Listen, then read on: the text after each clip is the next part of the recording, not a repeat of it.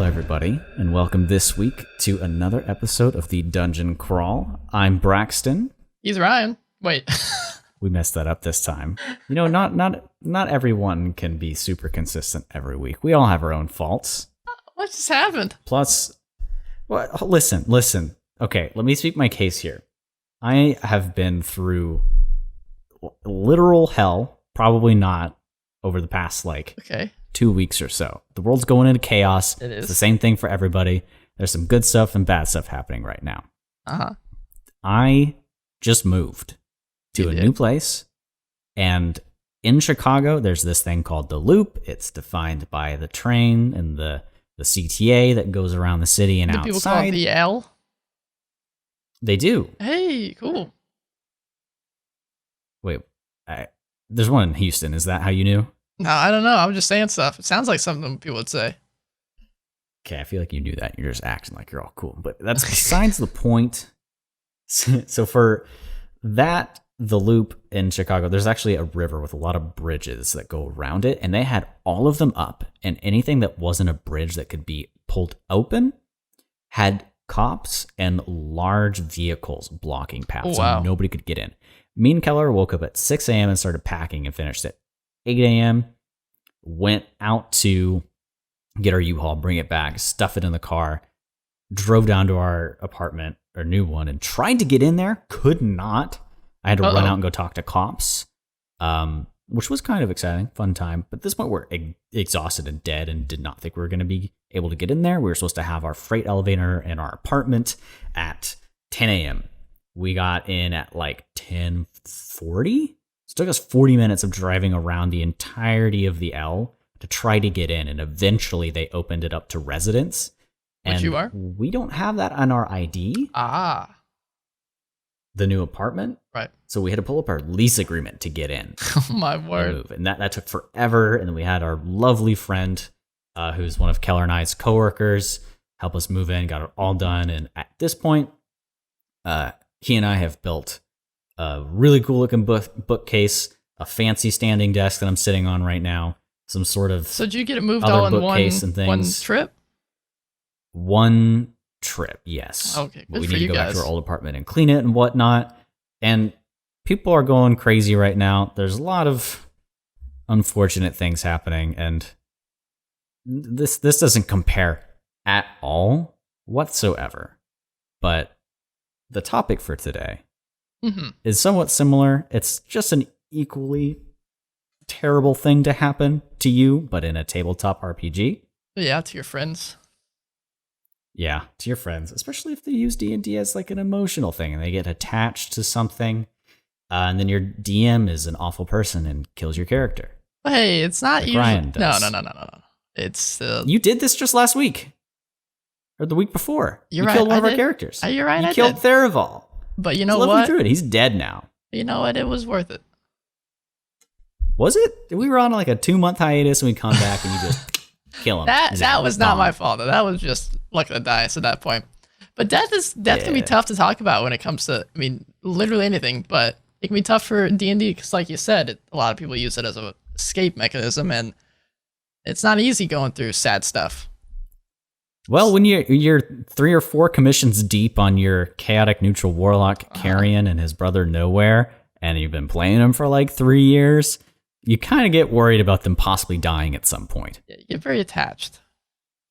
But without the threat of that death, there is no tension. It's got to have that weight in it.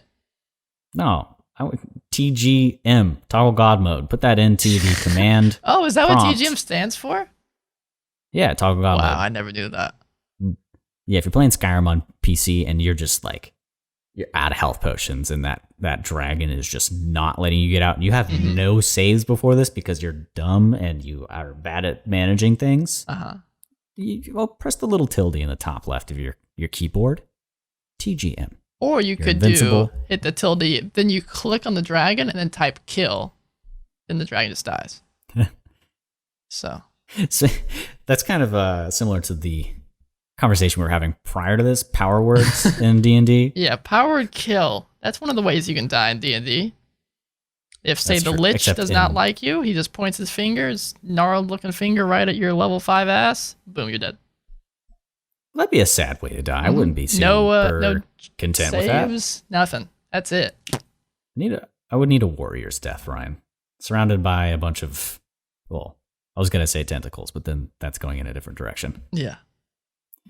So we should stay on topic because I could go all around death to avoid it because I don't want that anywhere near What exactly? my So characters. just let's say you're new to the game. All right. You Okay. just rolled up your first character.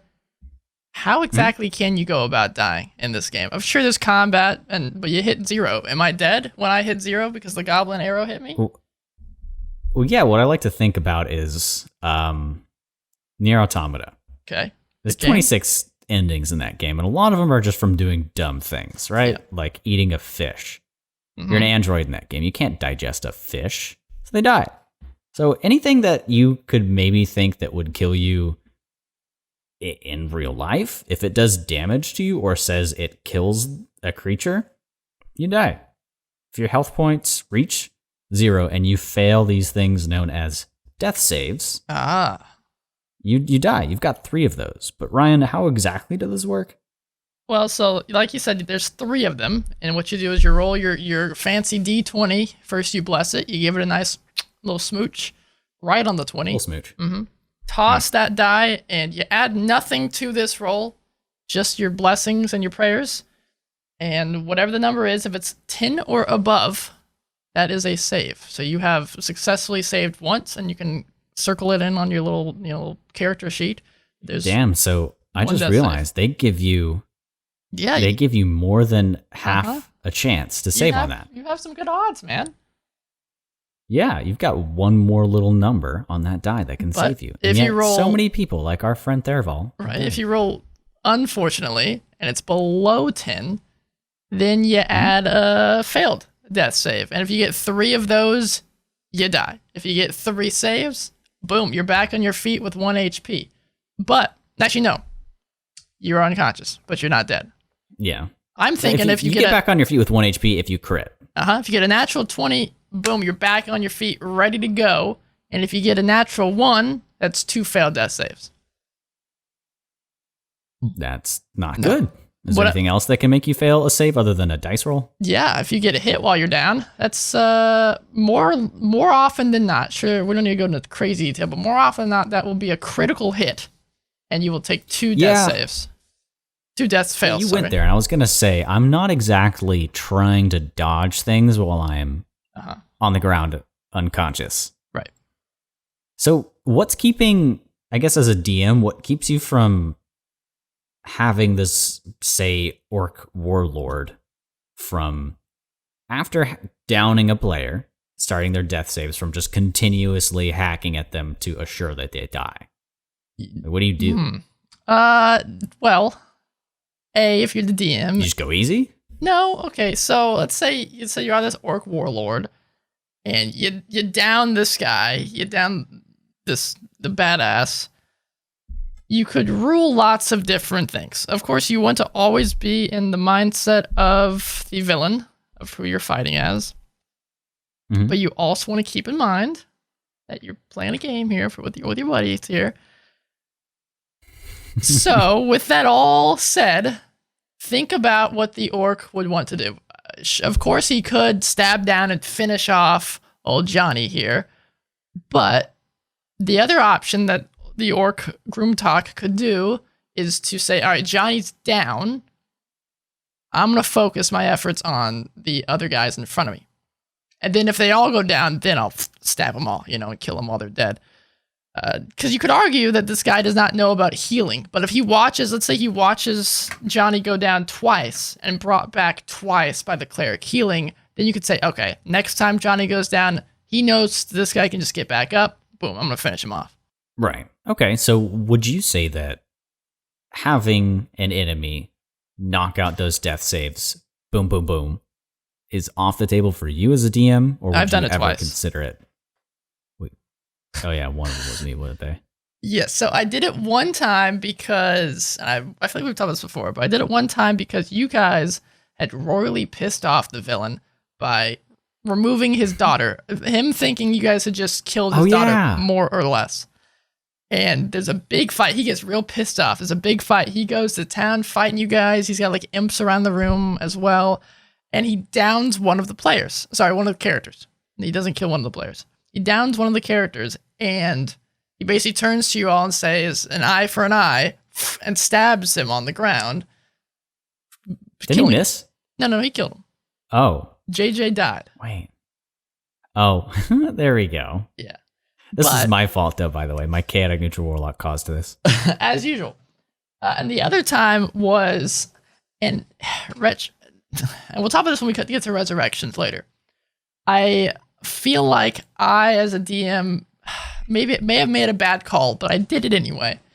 By having, you guys were fighting creatures that were not smart, that were just focused on kind of consuming and attacking and eating. So what it did was fighting a character that was kind of up against a wall. The rest of the party was somewhere else entirely in this room, nowhere even close to this fight, and the character was squared off against this creature, trying to hold it off from getting to the rest of you. It went down, or the character went down, and because the creature did not know there were any other threats in the area, it attacked and finished off the character. Was this Shadowfell creature? This was Briss. It was not a Shadowfell creature. This was Briss in I don't remember what it was, but it was some sort of. I thought it was the thing that could like hide and go into like shadows. No. She didn't die from that. She just went unconscious. Okay, you guys got her back. Good. But the one that got killed was. It was some sort of fell creature that was like almost like I don't remember what it's called, but it was just like don't need to dwell on it too much. But yeah, I can't remember. It was a long time ago. In a situation where, like, I don't want to ever. You're the DM. You can bend the game and the rule however you want. But if the source that I'm looking from and I'm reading this character and it's like. It's a barbaric, bloodthirsty orc warlord who hates elves and wants to sacrifice them to their god. And it's the only thing there, and they've got it down, and you can see breath being drawn. I'm probably going to have it throw his javelin down into the chest cavity of that elf. I mean, I'd say what you could do is maybe make it obvious that that's going to be the next move of this guy, so they have a turn that's a good call. To figure something out, or else... boom, he's now getting stabbed. Yeah, always give the players an option. That's why you're the DM. That's a really good thing. Well, like, so after the orc downs them, then maybe he yells something saying, I'm going to finish you off. Yeah, pretty obvious, but I don't know. I mean, that's just good game design. It's just, telegraph. I was just playing Final Fantasy VII, the original, and the first boss brings up its tail, and if you attack it with its tail up, then you get a big, massive counterattack. So, telegraph. That's hit it up the tail. Kind of an awkward sentence there, but for me, I mean, thinking about each of the scenarios that we just brought up, about to die to an orc warlord, or being dragged off by something, or being killed by a creature because nobody else is around. Those are all situations that me as a player, I never want to have to deal with or be in, because death. I mean, you get used to it. Games right now, like Dark Souls, are very popular because dying is not really an issue. Yeah, is it? Roguelikes and stuff. Yeah, you die and you keep playing. This is a product you bought. You're not going to stop playing because you died once. Wow. And D&D, I guess, if you could think about it, I mean, it's really the Dark Souls of tabletop role-playing games, if you think about it. Because if you die, you're dead. Yeah. That no other option, right? Well, I mean, there are. Okay, so other options for the player, as in, are you going to let them make a new character right away? Do you allow people to just make a character that's similar? Or do you urge them to try playing something different? So they failed their saves, correct? This character, sorry. Gotta make sure I always hop in the player, and the player's not dead. The character is dead. I mean, there's a few options. I mean, I think at first you do want to give everybody, player included, time to mourn. I mean, even give the characters even time to mourn and talk about what happened. You don't want to I don't think you ever want to just immediately drop in a new character. That's kind of sullies the atmosphere of what just happened. I suppose that's true. And I mean, especially if you're really, really into the role playing of the game as a player, if you're the one who's died, just like in real life, as with any tragic event, you would want people to sympathize with you. Mm-hmm. And maybe you kind of want to see your party members, cry because you're their beloved paladin who's protected them through thick and thin. So as a DM, you could probably set up a couple of things to celebrate that at some point, maybe. I don't know.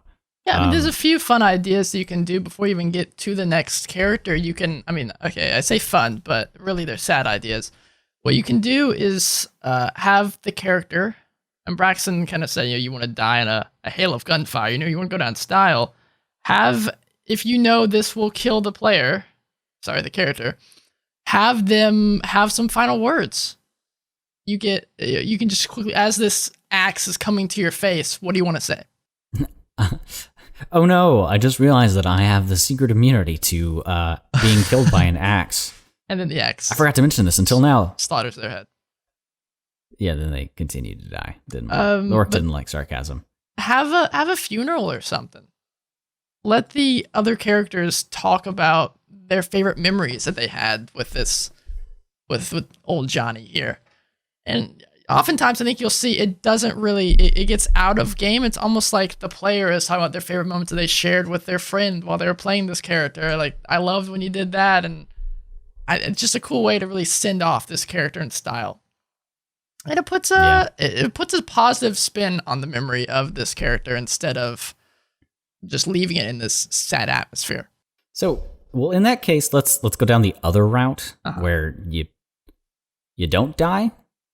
So, getting near death, I would assume, at least in real life, takes a huge toll on your body. Because if I'm stabbed like 46 times by somebody's rapier and shot through the gut by a ballista, all in this one rest that we've been going on, or this one adventure, and I get downed and then I get back up, and I'm just like, okay, no, I'm at full health. Yeah, I'm good. I got shot down after being healed, but I got up again. Oh man, that's basically that's references. I do thankfully know that song. Man. Is it? Yeah, just sing it over and over. I get resurrection and healing. I got knocked down, but I got up. It just repeats it over and over again. That's D&D, man. I guess so. Well, then in that case, there's no consequences, right?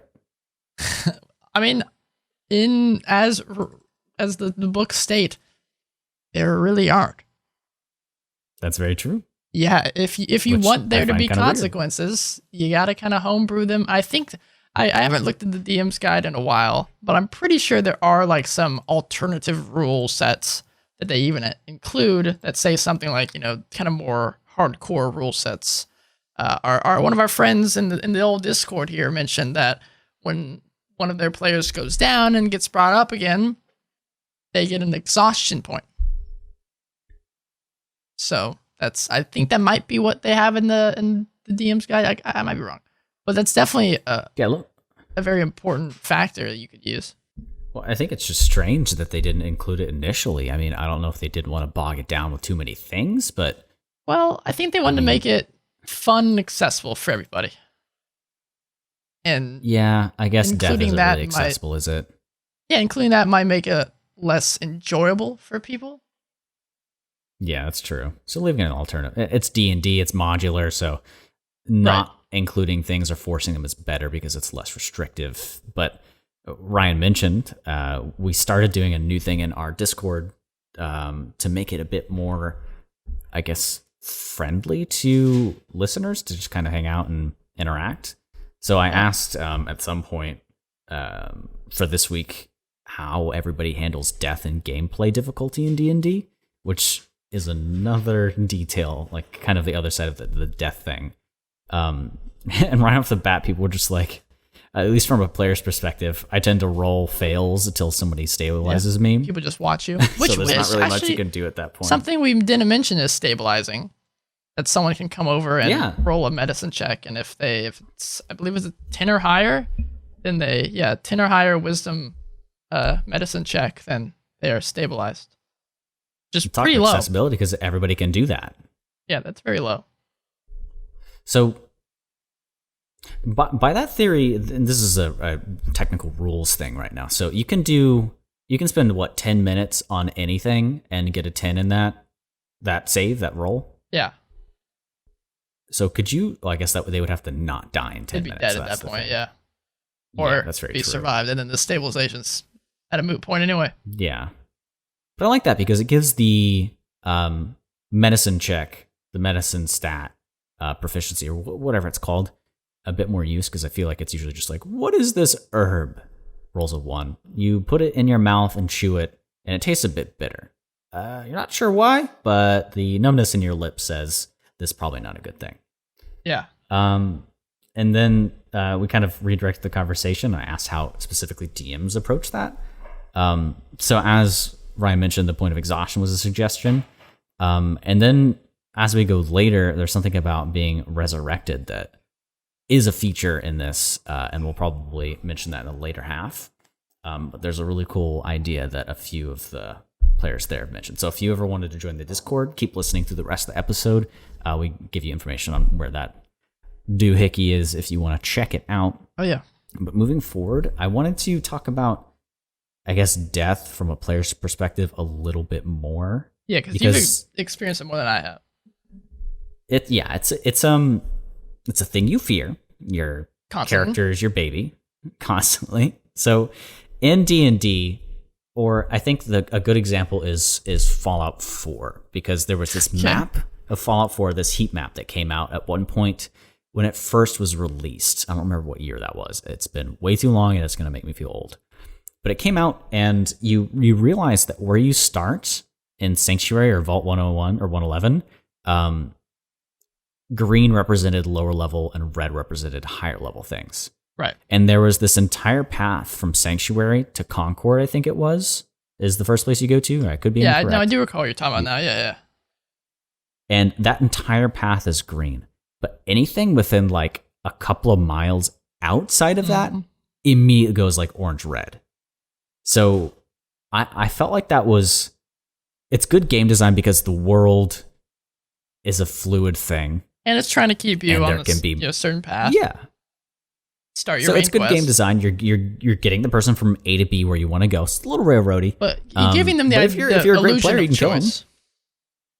It's kind of the illusion of choice. I would prefer that maybe a really strong guy could leak into the path rather than being such a straightforward thing. But the idea that game difficulty in a world can be that varied with such a clear reference there, I think it justifies it to me as a player because, okay, clearly these guys are strong. I'm shooting them and they're not dying in one hit. So it kind of begs the question of game difficulty, how you balance it, and how you also balance your stupidity or riskiness, risk and reward as a player. Well, like, how do you bring that type of idea into D&D? Because there are no red and green icons over enemies in this game. That's very true. So you've got to use a lot of context clues and asking your DMs questions. Yeah, doing make sure your perception as a DM, checks. if you're giving them a hard enemy, something that will definitely, well, I mean, not definitely, more than likely kill them, give them pointers. Say, you as your characters would know this thing can eat you for breakfast. Yes. And Ryan's really great at that. So what I want to say is that as a player, don't put it all on your DM to give you this information. You are able to probe and test for this info. Now, just because you ask something to your good DM, Ryan in this case, does not mean that they have to give you the answer. Right. Now, what determines that, of course, D&D's key feature is rolling and your stats. Rolling your dice and adding modifiers based off of what you're proficient in. So don't get upset if you roll a 1 on a perception check on the guy with a knife in his hand to see if he's either just using it to pick his teeth or he can throw it 20 miles away and hit you right between the eyes. That'd be cool. So you run up on a gang of guys and they look kind of scrawny, but there's like an air about them that's off. And you pick that up from your DM's description of what's going on here. And you either want to do maybe an insight check or I want to do a perception check to see how experienced these guys are. And I roll, let's say I roll a 12, Ryan. Kind of a good number, It's getting up It's all there, right. but it's not the best. So what would you say? I mean, you'd have to think about how are these guys, as a DM, you have to think how are these guys being portrayed? Are these bandits coming off aggressive, or do they want to come off aggressive, or are they just kind of trying to buy? Let's say their motive is to kill the players. I would sometimes roll a deception check, or something to see behind the curtain here to see if these guys are pulling off their con to make these guys seem that they're okay. But I would definitely say with a 12, no matter what, I would say something like you can see the way that they're dressed and the way that they utilize their weapons, that they definitely seem like they're comfortable with what they have. If it was a little higher, I might say something. The weapons look like they've been used before. There's some dried blood or something on them. So like, okay, they've probably stabbed some dudes. Let's be a little more careful. And if you roll a nat 20, you might say something like, oh, you notice that in Thieves' Cant, this guy taps this out to the watch behind you or something. Or he's looking behind you and makes a signal, which is kind of sketchy. Depending on what your DM says, you've got that information. It's whatever you want to do to make with it. If you're a proud fighter and you don't fear death, jump up there and maybe try to fight them. But let's, for the sake of this podcast, say you go up and you get hit and there's like a nasty poison that gets you down within a couple of rounds. Rest in peace. You are by yourself. It gets you dead, and your players aren't there to pick you up. From that point, you've either got to pull up your next character sheet or... As a DM, the DM just runs over and tears up the old character sheet. I bet somebody's done that before, especially if they hated a player's character and everybody did, and they all agreed that it's time. Yeah. But before that, I wanted to talk a little bit about some news. There's not too much. What's up, man? Ryan, you didn't. Do. Thank you. That's it. Yeah, no problem. I'm sure everybody was like, oh, thank God he didn't do it this time, but now shut up. So this time for news, if you're looking for something that isn't pandemic or protesting or riots, D&D 5e, this is courtesy of comicbook.com. It's generic not comics, not URL. to get you upset. It is a generic URL, but they're at least they show up for me quite frequently on my Google searches. So D&D 5th edition got an update to the Pale Master. Ryan, do you know anything about that? Never heard of it. So the Pale Master is, I believe, let me see, it's a class, if I'm not mistaken. So This is similar to the Artificer, but spin metal and machinery to necromancy and using death and kind of carrion, for a lack of better words, to make macabre creations. Yeah, that sounds cool. So it's from the source material back in 2004 in a new Dungeon Masters Guild supplement. So that was back in 2004. They released Libri Mortis, the Book of the Undead. I love that book. I forgot that. I never really looked at that because I usually just look at the other stuff that's in the Libri Mortis. Yeah, so that was, and I'm so glad I didn't pronounce the S on that first one. That was back in 2004. So it took until 2020 or so for Grim Press and Trevor Armstrong to publish Disturbed Graves, another new DM's Guild supplement that reinvented the Pale Master into a full 5th edition class of its own, and that's directly from comicbook.com. So, as they mentioned, the core of the class is kind of the same as what it was. It's casting focused on animating the dead. However, like I said, it uses their powers to enhance their bodies through the creation of undead grafts. So, kind of like a Frankenstein sort of thing. Oh, so cool, if that suits your fancy or you're interested into it, you can pick up Disturbed Graves from the DM's Guild. Great place. Yeah, so it's $5.95. So if you're interested in looking at that or supporting them, it's pretty cool. So it seems like comicbook.com has given their opinion that the Pale Master subclasses aren't overpowered, and that it could be pretty great for you to toss in there. So I thought that was pretty cool. This was posted on May 23rd by Christian Hoffer, again on comicbook.com. There's some really cool stuff from on DM's Guild that we definitely need to dive into a little bit more. And from what I understand here, looking at Disturbed Graves, I actually own one of their products, Grimlore's Grimoire. I actually own that. I've bought it a long time ago. It's just got a bunch of spooky spells and stuff in it. Super good. I recommend that I'd love to check that out. People. And then moving from that, this is maybe not so much news. This has probably been going on for a while, but I had no idea that one of the popular mobile games, Idle Champions, had an entire Forgotten Realms thing for Dungeons and Dragons. Yeah, Idle Champions of the Forgotten Realms. What even is Idle Champions? So, I mean, imagine any one of those mobile games where you kind of point and click and things auto do stuff for you. So you just this is literally that. So the purpose of this, it gives graphic designers a job. So there's infinite characters that they can design and make. It is on Steam now. It's insanely popular.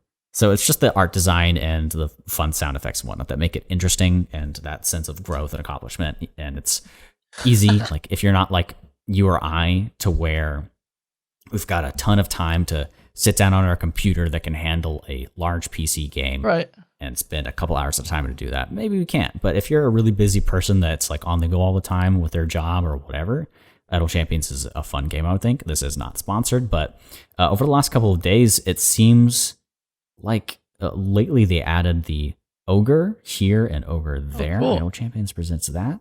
So it partnered with D&D Beyond to create a series of encounters you get as a bonus to your usual encounter of the week.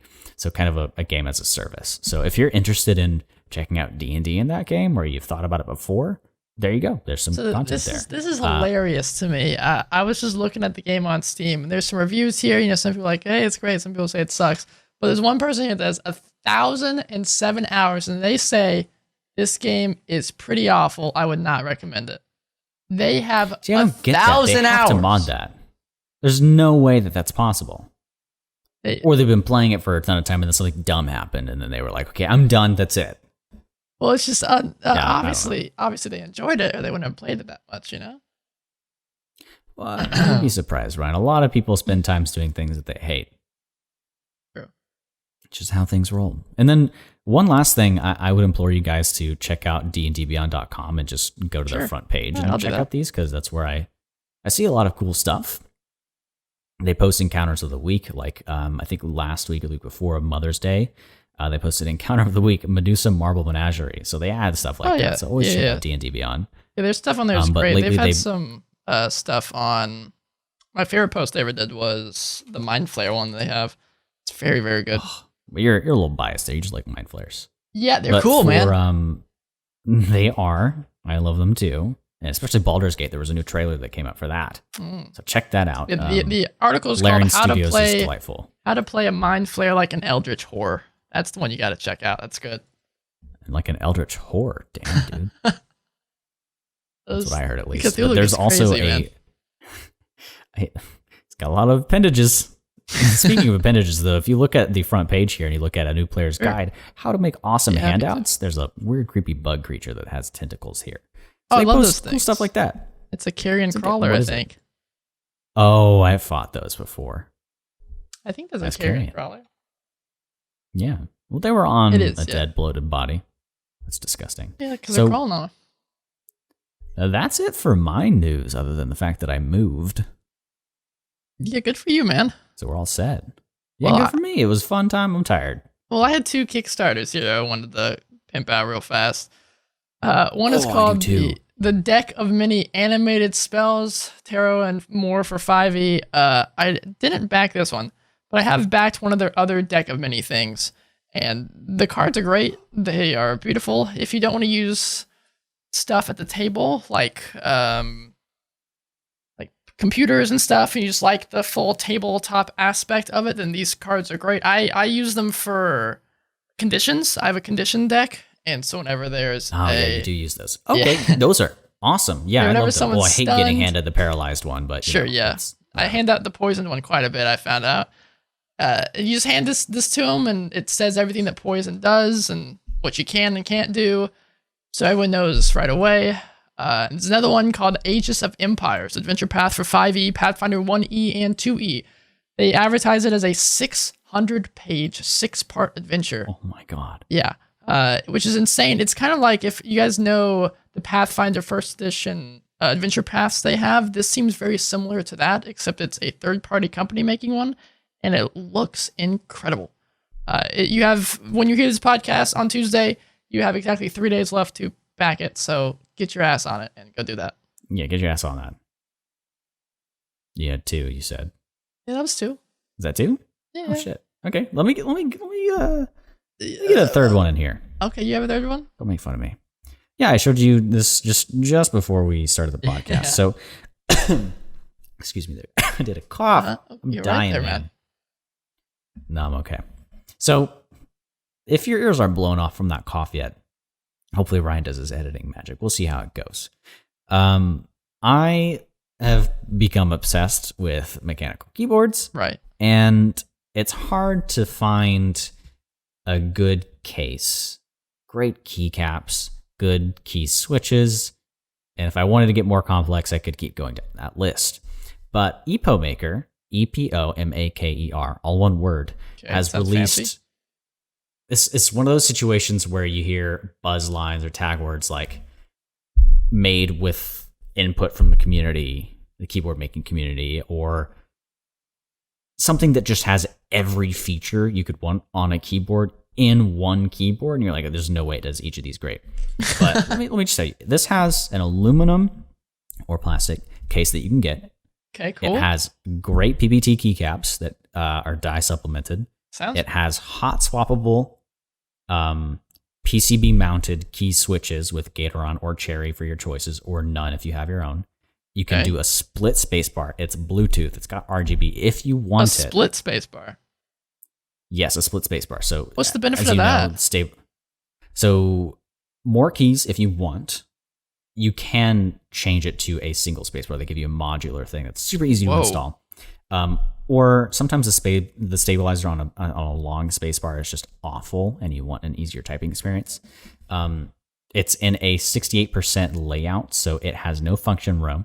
It does have your arrows and your navigational keys for typing. It does have delete, but it's missing that function key in your numpad. It's called the GK68XS. It's got 16.8 million colors, apparently. Or RGB lights. That's just like, never listen to that. But they are pledged of their $10,000 goal at $105,000. So this looks stellar. So you can get a ton of stuff. So if you're going with a plastic case, it's around $60. So what you're saying, what you're telling me is, if you're interested, you should go look this up yourself. Go look it up yourself. So just to start, you can get the no key switches plastic case for $60. And if you want to go full balls to the wall aluminum case with switches, it's like $170. I'm always going balls to the wall, man. Hell yeah. If you wanted to go with something else, you'd probably be spending around $300, $400 for a keyboard of this quality. So go check that out by EPOMaker. It's the GK68XS. I love those. Everybody's working remote now. If you need a new keyboard because you've been working on that membrane keyboard for forever, those are trash. Please swap. You know, there was something we forgot to mention. We usually mention at least once or twice a podcast. If you're bringing, sorry, we're going back to death now. If you're bringing death into your game, talk about it at session 0. Say in session 0, this is going to be a brutal game, or death is not possible in my game, or if whatever game you want to run, make sure you say that death can and may occur, or it can't, whatever. Lay it all out at session 0. Go back, listen to our podcast on session 0. It's very important. Oh yeah. Now, Ryan, I will pose as we move away from the news that if you say death is inevitable in your campaign, I would say to you, I need an option. All right, what's your I need to have a chance to come back if I die. Sure. Like, fail my 3 saves, dealt twice my HP. That's another way to die that Ryan taught me earlier before the podcast. I'm just dead. I'm DEEEEEAD, dead. Breath has left your body. What option would you give me? Well, there's a few, okay? There's a few. The first and most common one would just be straight up resurrection. And there are a few resurrecting spells. We don't need to get exactly into all of them, but they do different things. That's a good menagerie. Yeah, some use diamonds. Sure, they all use diamonds. Some are just more expensive. Oh, Yeah. Some are you have to touch it within 60. I think it's like a minute, maybe 10 minutes is the max. I don't remember. Before they die, one is an hour, and then one is like if it's died ever, unless it's like, I think it's longer than a century, maybe, and didn't die of old age, then you can resurrect it. There's different levels of resurrection. So that's the most common. And this is why the early levels are some of the hardest to get through, because there are no ways to prevent. If you die early levels, you're more than likely dead. That's it. So that's that's the most common. If you got a cleric in your party that's got like level 5 spells, boom, you're fine. Okay? And you got diamonds. Sure. You've been resurrected. Well, how do you handle resurrection as a DM? That's your next step. yeah. Is it easy to resurrect or is it hard? I like having I've stolen this from Critical Role because I think it's a good way to bring everyone together after someone dies. What's that? To get roleplay in there? Yeah, to get some role play going, and also brings in the player who died. The player character who died allows them to bring in their own thoughts. So what you do, and you can always go look up what Matt Mercer, the DM for Critical Role, said. But what he does, and what I do, and what a lot of people do now, is if someone goes down and dies, and they're getting resurrected, unless it's the quick, like within a minute resurrection spell, that just does it. This, on the other hand, you have to do some sort of ritual. The ritual involves setting like 3 different characters, 3 different people have to bring something to the ritual. And this mainly, it almost is kind of like a funeral, but it is you showing your favorite memory or talking or pleading with your deities, your gods, and then you roll your religion check to see how good you did, whatever. And there's a DC. The straight up DC for being revived is just a straight 10, and it goes up or down depending on how good these rituals go. Every time you die, the DC increases. So it makes it, because the soul, is now getting fractured. But the most important aspect to me is then you ask the player, does your character wish to return? Is the soul willing to return to the body? And if they say no, that's it. If they say everybody's standing around your body ready to res, and like, man, thank God. I'm so glad he's coming back. Yeah, there we go. But no, if they say yes, then they come back. So that's how I like to run it. Not everyone does. Like Braxton mentioned, one of the people in our Discord mentioned how every time if they get rezzed, then they roll their death saves again to see if their soul is willing or if it was their actual death day.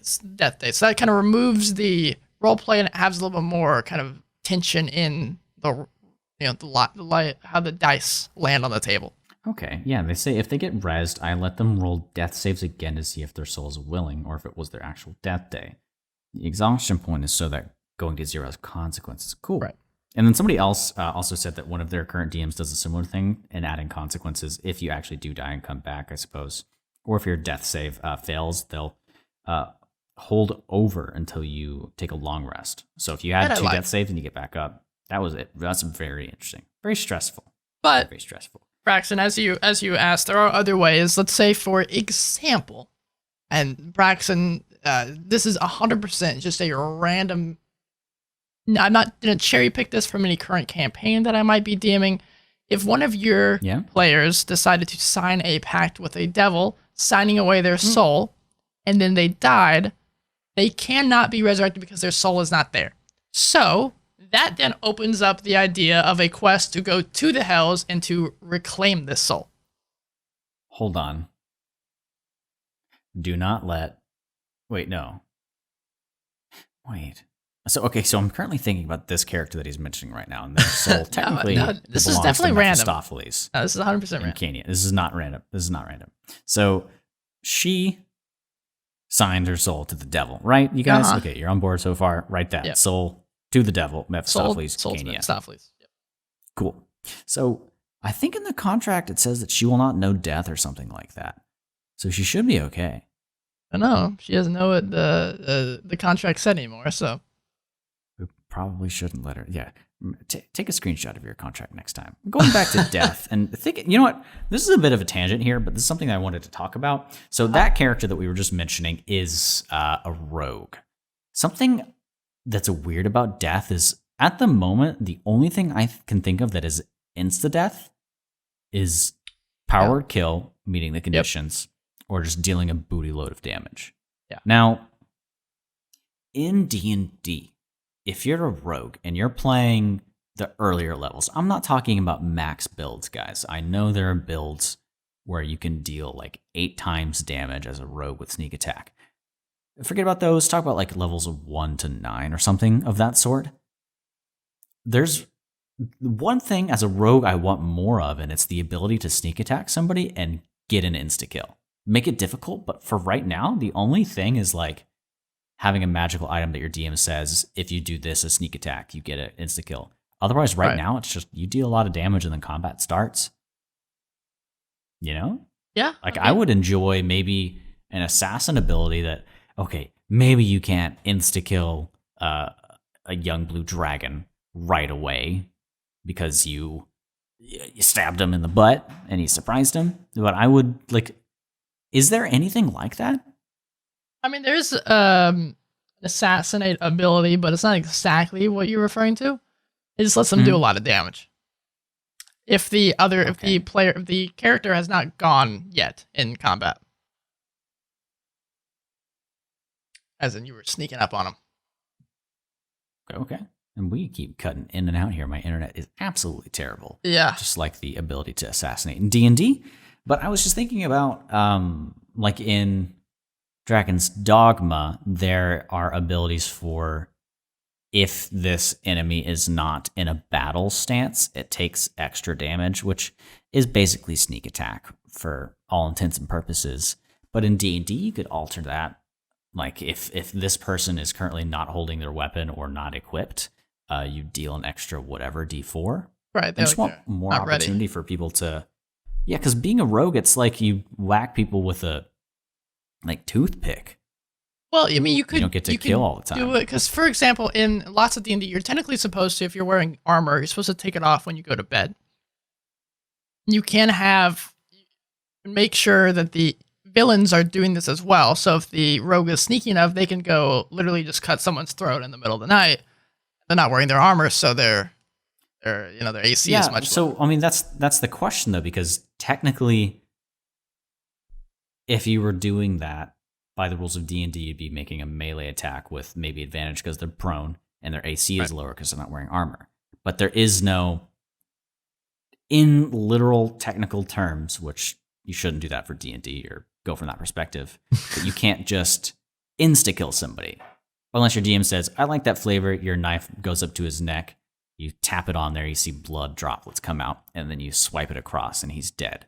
Would you do that? Or would you make them roll damage? I think it depends on the scenario. Yeah, that exact scenario. Somebody's completely asleep and you've got their flesh I mean, like, under your blade. Guy, if it's a really big, high-up dude, I probably wouldn't just let him kill him right away. But if it does not matter, really, and it just is cool, always play into the rule of cool. If it's cool, sure, let them just cut their throats in their sleep. Why not? I mean, if my players got up to the big bad and he was asleep and I didn't have any plan or guards around him or something, that's true. Then it's your fault. And they put their knife up there. Yeah, I would let them just, cut their throats because players, they can die. Enemies, mobs, they can die. But NPCs, they also do that. Unless they don't bleed. I mean, I'm sure there's a way to kill him. Can you kill a god? No. Yeah. Well, that's bad news for good our luck. campaign. Yeah, we were just tasked with, I've mentioned I needed to save my brother in past episodes in the campaign we're in. So Ryan recently told me that I basically need to kill one of the oldest gods that's probably the big bad of our campaign. God that created humanity. So, you just got to do that to get my brother back. So it's fine. He's all fractured, so it should be easier, right? Oh, he's fractured, huh? Yeah, you know that already. Anyway. Hold on. No. Anyway, you can theorize on it. I didn't know that. Oh, You we got did. tidbits going on here. No, you did know that. I'll tell you later. You've learned this before. Voidwalker's fractured. So I'm wearing right now. It's okay. so We're breaking through here, guys. well, what's important here is we kind of mentioned it earlier. Let's say, and we've mentioned this a lot in previous episodes, that D&D as a whole, especially 5th edition, is for everybody. Anyone can enjoy it. So let's say death as a concept is too much for somebody to, like, they had problems with death. If something dies and they have, I don't know, mental health issues, whatever. There are other options that you can do. First of all, death may not even be possible in your world. Let's say you decide that this player is going to be in your campaign. So you're like, all right, so let's play, instead of on the material plane, we're going to play in the plane of Asgard. And this place, where something dies, it is rebirthed constantly into this cycle of fighting and war. So you could have a sort of rebirth situation brought into the game. You can also do, and some people do this if anyone is downed and brought back up, is permanent scars. Instead of killing them, they are knocked down and get some sort of permanent scar onto their attire. Like they have a gigantic, scar down their arm or their face or something. You could lead it to some sort of mechanical issue. Maybe lead it to, hopefully, if you do this, allow them to heal it in some way.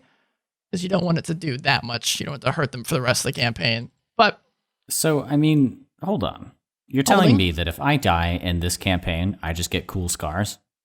Not this one. But if we are doing this, it's like I'm jumping in front of greatswords all the time now.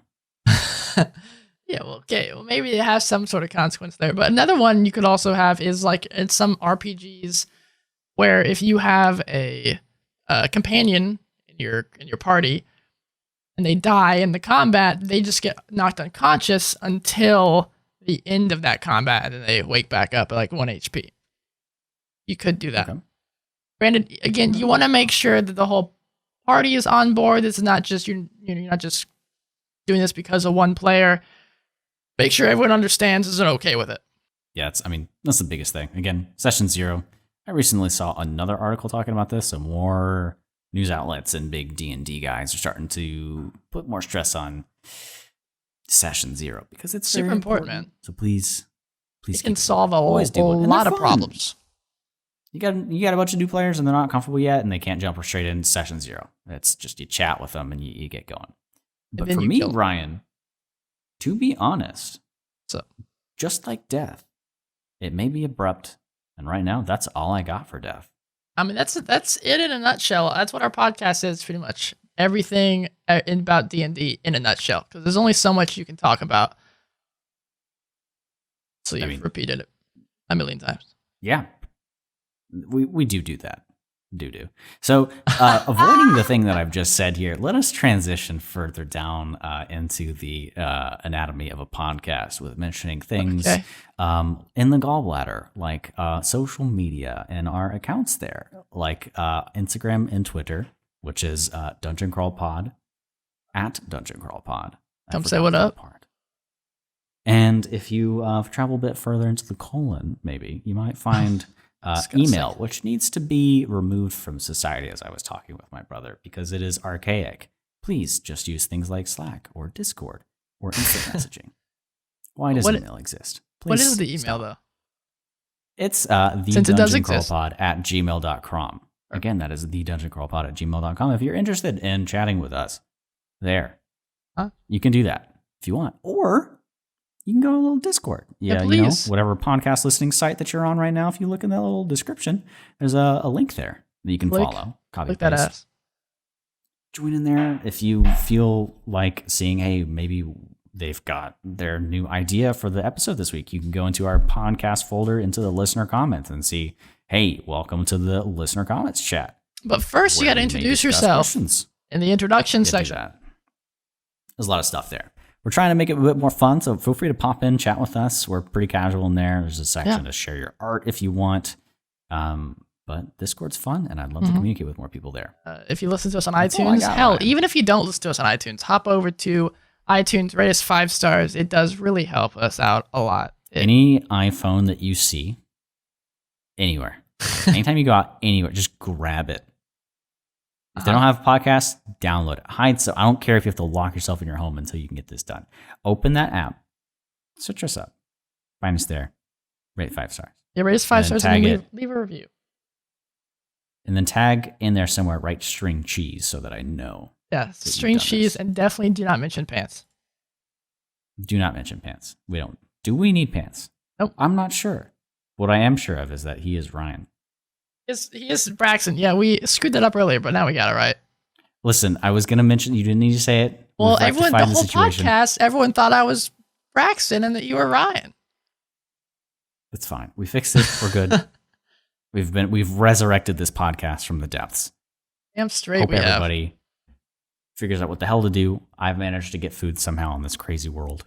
And I'm in my nice fancy apartment with my brother. And I'll probably be watching Ferris Bueller's Day Off after we eat dinner. Hey, there you go. So take care.